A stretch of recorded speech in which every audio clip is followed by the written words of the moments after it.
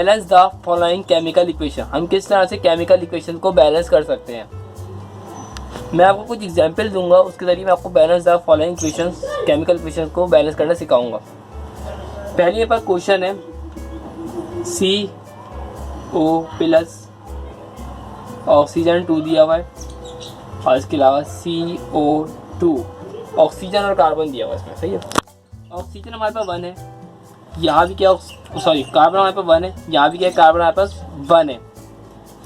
Oxygen देखिए, oxygen यहाँ पे 1 और 2 कितने हो गए, यहाँ पे 3 और यहाँ पे कितने ऑक्सीजन, यहाँ पे 2। जहाँ पर भी कम हो वहाँ पे स्टार्ट करेंगे हम नंबर से, 2 से स्टार्ट करेंगे, 2 3 4 5 स्टार्टिंग करूँगा मैं 2 से। कहाँ कम है, यहाँ पर कम है, तो मैं यहाँ पे लगाऊंगा क्या चीज़, 2 से स्टार्ट करूँगा। मैंने यहाँ पे लगा दिया 2 CO2। कार्बन हमारे पास 1 है, कार्बन यहाँ पर 2 है, कहाँ कम हो रहा है कार्बन, यहाँ कम हो रहा है, सिंपल मैं यहाँ पे 2 लगा दूंगा और पूरी वैल्यूज़ को सेम टू सेम मैं एज इट इज ऐसे ही लिखूंगा। कार्बन हमारे पास 2 है, कार्बन हमारे पास 2 है, ऑक्सीजन हमारे पास 2 और 2 और 2 4 है। यहाँ पर जब भी कोई नंबर होता है ये पूरी वैल्यू के साथ होता है, 2 O के साथ भी है, 2 C के साथ भी है, मतलब यहाँ पे होगा ऑक्सीजन 4 और यहाँ पे ऑक्सीजन कितने हो गए 4। ये हमारे पास क्या हो गया, प्रूव्ड हो गया। सेकेंड एग्जाम्पल जो हमारे पास दी हुई है वो है NaHCO3 Na2CO3 plus CO2 plus H2O। ये अब एक क्वेश्चन है।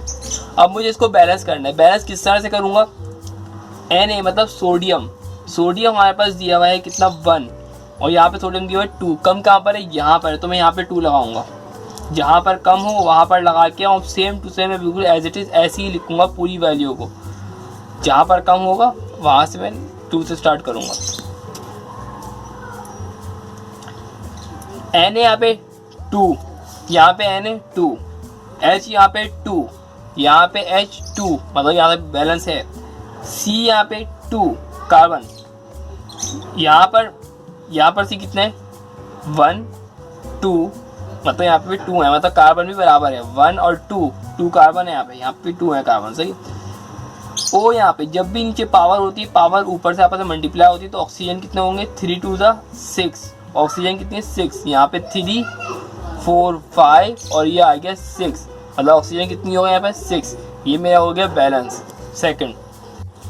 थर्ड एग्जाम्पल जो हमारे पास दी हुई है वो है Al, एल्यूमिनियम दिया हुआ है 2, SO4 3 plus Fe3 PO phosphorus, oxygen दिया हुआ है यहाँ पास 4, फॉस्फोरस 1 है और ब्रैकेट में 2 दिया हुआ है और इसके अलावा एल्यूमिनियम फॉस्फोरस ऑक्सीजन प्लस का दिया हुआ है यहाँ पे FeSO4, ये भी यहाँ पे 4 है। क्लियर है।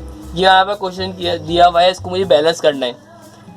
बैलेंस किस तरह से करूँगा, पहले मैं इस ब्रैकेट को सॉल्व करूँगा। ब्रैकेट को सॉल्व करने में किस तरह से होता है, Al2 मैं ऐसे ही लिखूँगा, ब्रैकेट 3 जो है ब्रैकेट के अंदर जो वैल्यूज़ है उन सब पर है, मतलब S पर भी 3 है और इसके अलावा O पर क्या है 4, सीधे क्या होगा 12 प्लस Fe3 P पर 2 है और वो क्या है 8 AlPO4 प्लस FeSO4। अब मैं चेक करूँगा बैलेंस किस तरह से करना है। Al ने 2 दिया हुआ है, यहाँ पे Al क्या है 1 है, तो मतलब कहाँ पे लगाऊंगा, तो कहाँ कम है, यहाँ पर कम है, तो यहाँ पे मैं 2 से स्टार्ट करूँगा। Al2 हो गया, PO4 प्लस FeSO4, बिल्कुल एज इट इज़ मैं ऐसे ही लिखूँगा। उसके बाद पूरा मैं एज इट इज़ ऐसे ही उतार दूँगा।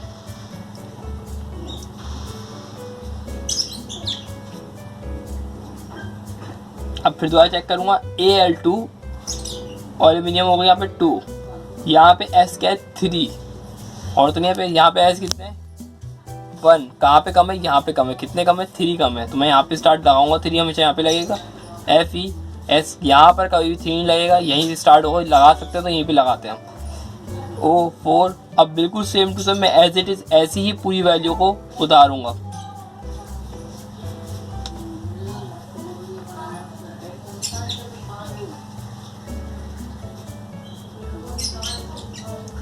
Al2 H3 और यहाँ पे S कितने हैं 3S है सही। और यहाँ पे ऑक्सीजन दिया हुआ है हमारे पास 12 और 8 कितने हो गए 20 O दिए हैं। और यहाँ पे दिए हुए ऑक्सीजन 4 2 8 ऑक्सीजन 4 3 12 मतलब क्या हो गया ऑक्सीजन हमारा बराबर हो गया कंप्लीट हो गया। अब यहाँ पे Fe की बात करेंगे यहाँ पे भी ऑक्सीजन 20 है यहाँ पे भी ऑक्सीजन क्या है 20 है। यहाँ देखते हैं Fe यहाँ पे 3 दिया हुआ है यहाँ पे Fe कितना दिया हुआ है 3 दिया हुआ है। P यहाँ पे 2 दिया हुआ है यहाँ पे P कितना दिया हुआ है 2 दिया हुआ है। ऑक्सीजन मेरा हो चुका था मतलब यहाँ इक्वेशन क्या होगी